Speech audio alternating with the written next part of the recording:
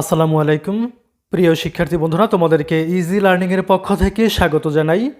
আজকের ভিডিওতে অষ্টম শ্রেণীর নতুন ইংরেজি বইয়ের পৃষ্ঠা নাম্বার 72 ও 73-এর সমাধান করে দিচ্ছি, অর্থাৎ অ্যাক্টিভিটি 5.3.3 এটার সমাধান করে দিচ্ছি। তো এখানে যে কথাগুলো লিখেছে একটু লক্ষ্য করো। দলে বা জোড়ায় নিচের বাক্যগুলো পড়ো, সেগুলো যৌক্তিকভাবে বা নিয়মতান্ত্রিকভাবে সাজানো নাই। বিভিন্ন সেন্টেন্সকে সংযুক্ত করার জন্য অর্থপূর্ণ প্যারাগ্রাফে পরিণত করতে যে কোহেসিভ ডিভাইস ব্যবহৃত হয়েছে সেগুলো চিহ্নিত করো। সেন্টেন্স সাজানোর ক্ষেত্রে প্যারাগ্রাফের গঠনগুলো মেনে চলো, পরে পুরো শ্রেণীতে তা শেয়ার করো। এই যে এখানে তোমরা যে প্যারাটি দেখতে পাচ্ছ, এইখানে যে সেন্টেন্সগুলো আছে এগুলো এলোমেলো আছে। এগুলো আমাদেরকে কি করতে হবে, যে কোহেসিভ ডিভাইসগুলো খুঁজে বের করে তারপরে প্যারাগ্রাফটাকে সুন্দরভাবে সাজাতে হবে। আর সে কাজটি করার জন্য আমাদের এই নিচে যে গ্রিডটি দেখতে পাচ্ছ, এই গ্রিডটি হেল্প করবে। এই গ্রিডটিতে আমরা আগে কাজ করব, এই ছকটি পূরণ করব। ছকটি পূরণ করার পরে তারপরে শেষে আমরা এই মূল প্যারাগ্রাফটাকে আবার লিখে দিব। তো চলো শুরু করা যাক। এখানে লক্ষ্য করো, প্রথম কলামে আছে স্ট্রাকচার অফ দ্য অ্যাসে, এটা হচ্ছে বডি। ইন্ট্রোডাকশন যেটা ছিল সেটা বইতে করাই আছে, তো আমরা এখন বডি এটা করব। তারপরে হোয়াট ইজ রিটেন, কি লেখা। এখানে কিন্তু আমরা দেখতে পাচ্ছি, আমরা লিখেছি যে the supporting details to establish the topic sentence, অর্থাৎ টপিক সেন্টেন্সটাকে এস্টাবলিশ করার জন্য, প্রতিষ্ঠা করার জন্য সাপোর্টিং সেন্টেন্সগুলো আমরা লিখেছি বডিতে। তারপরে দ্য প্যারাগ্রাফস, এখানে বডিতে যে প্যারাগ্রাফসগুলো ছিল সেগুলো আমরা খুঁজে বের করেছি। যে ফার্স্টলি দ্য বার্ড হ্যাজ শোন him the importance of patience through the long and laborious process of building a nest. প্রথমত পাখিটি তাকে বাসা তৈরির দীর্ঘ ও শ্রমসাধ্য প্রক্রিয়ার মাধ্যমে ধৈর্যের গুরুত্ব দেখিয়েছে। এই বাক্যটি হবে দ্বিতীয়ত, এই বাক্যটি হবে। তো এইখানে আমরা কোহেসিভ ডিভাইস খুঁজে পেয়েছি ফার্স্টলি। তারপরে purpose of using cohesive device ব্যবহারের উদ্দেশ্য, এখানে আমরা দেখতে পাচ্ছি উদ্দেশ্যটা হবে এরকম: to make a sequence with topic সেন্টেন্সের সাথে একটা সিকোয়েন্স তৈরি করা, মানে একটা অনুক্রম তৈরি করা, ক্রম অনুসারে সাজাবো আমরা। তো এরপরে লক্ষ্য করো 3 নম্বর যে বাক্যটি, বডিতে 3 নম্বর যে বাক্যটি হবে সেটি হচ্ছে secondly the bird has taught him the value of hard work by tireless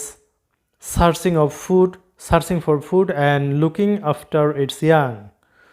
বলছে যে দ্বিতীয়ত অক্লান্তভাবে খাবারের সন্ধান করে এবং তার বাচ্চাদের দেখাশোনা করে পাখিটি তাকে কঠোর পরিশ্রমের মূল্য শিখিয়েছে।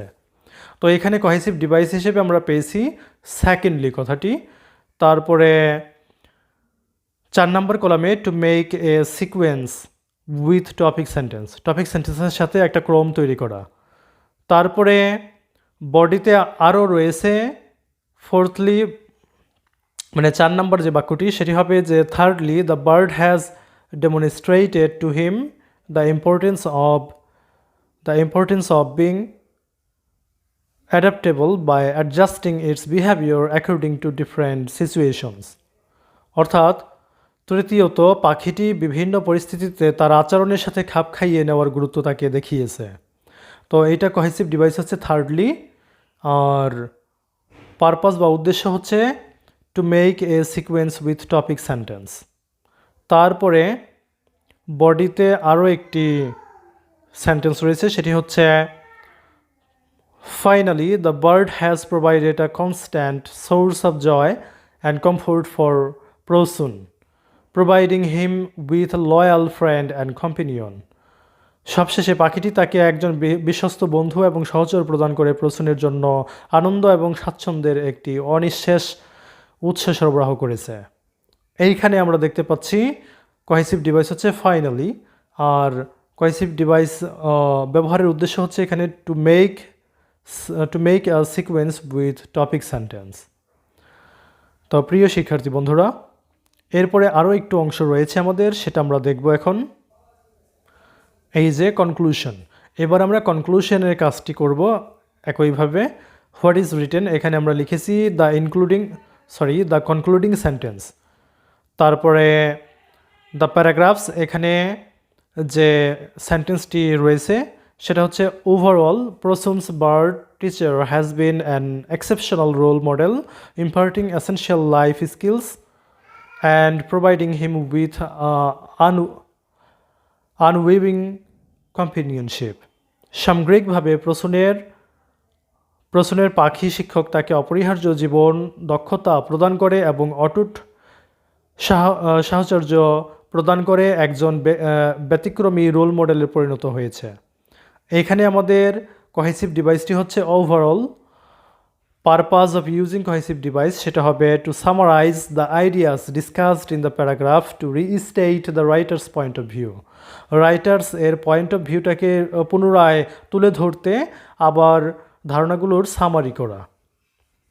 তো এবার আমরা যে কাজটি করব সেটি হচ্ছে এই সবগুলোকে মিলিয়ে, সবগুলো বাক্য যেগুলো আমরা এখানে ব্যবহার করেছি দ্য প্যারাগ্রাফসের কলামে, সেগুলো সবগুলোকে মিলিয়ে একটা প্যারাগ্রাফ আকারে উপস্থাপন করব।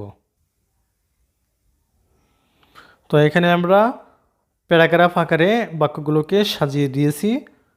লক্ষ্য করো, Prasun's bird teacher has played an important role in his life by teaching him valuable life lessons and being a faithful companion. প্রসূনের পাখি শিক্ষক তাকে জীবনের মূল্যবান পাঠ শেখানোর মাধ্যমে এবং একজন বিশ্বস্ত সঙ্গী হয়ে তার জীবনে গুরুত্বপূর্ণ ভূমিকা পালন করছে। ফার্স্টলি দ্য বার্ড হ্যাজ শোন হিম, প্রথমত পাখি তাকে দেখিয়েছে দ্য ইম্পর্টেন্স অফ প্যাশেন্স, ধৈর্যের গুরুত্ব, through the long and laborious process of building a nest, একটা বাসা তৈরির প্রক্রিয়া, একটা বাসা তৈরির দীর্ঘ ও শ্রমসাধ্য প্রক্রিয়ার মাধ্যমে। Secondly the bird has taught him the value of hard work by tirelessly searching for food and looking after its young. দ্বিতীয়ত, অক্লান্তভাবে খাবারের সন্ধান করে এবং তার বাচ্চাদের দেখাশোনা করে পাখিটি তাকে কঠোর পরিশ্রমের মূল্য শিখিয়েছে। Thirdly, the bird has demonstrated to him the importance of being adaptable by adjusting its behavior according to different situations. তৃতীয়ত, পাখিটি বিভিন্ন পরিস্থিতিতে তার আচরণের সাথে খাপ খাইয়ে নেওয়ার গুরুত্ব তাকে শিখিয়েছে। তারপরে লক্ষ্য করো, finally the bird has provided a constant source of joy and comfort for Prosun, providing him with loyal friend and companion. সবশেষে পাখিটি তাকে একজন বিশ্বস্ত বন্ধু এবং সহচর প্রদান করে প্রসূনের জন্য আনন্দ এবং স্বাচ্ছন্দ্যের একটি অনিঃশেষ উৎসাহ সরবরাহ করেছে।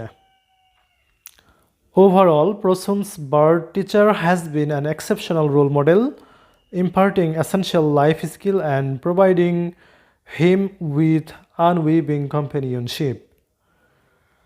সামগ্রিকভাবে প্রসূনের পাখি শিক্ষক তাকে অপরিহার্য জীবন দক্ষতা প্রদান করে এবং অটুট সাহচর্য প্রদান করে একজন ব্যতিক্রমী রোল মডেলে পরিণত হয়েছে।